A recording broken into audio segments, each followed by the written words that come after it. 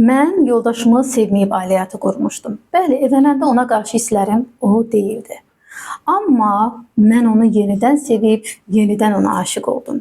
Bəli, bu o zaman oldu ki, mən onun çox yaxşı bir ata olduğunu kəşf etdim.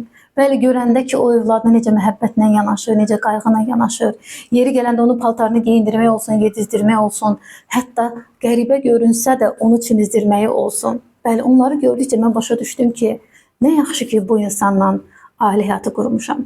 Bəli, bu sözlər mənim bir xanım pasiyentimin dilindən çıxan ifadələrdir və mən bir psixoloq olaraq əlavə etmək istəyirəm ki, bu həqiqətdir. Əziz insanlar, xanımlar həyat yoldaşlarını sevib evlənsələr də belə, ona yenidən aşiq ola bilərlər və yaxud əksinə ona nifrət edəcək dərəcəyə də gəlib çata bilər bu münasibət. Həqiqətən də qadın görəndə ki, atanın övladının varlığından xəbəri yoxdur. Səhər çıxır, axşam gəlir, bütün günü dostlarınla, çöldə, bayırda özü gəzir, özü həyatını gözəl yaşayır, özü üçün yaşayır, amma övladını gəzdirməz, övladından söhbət etməz, övladından maddi mənəvi ehtiyaclarını qarşılamaz. Bax, o zaman qadın həyat yoldaşını sevib evlənsə də belə ona olan hisslərini ürəyində bastırır. Yəni, ona olan sevgisi ölür.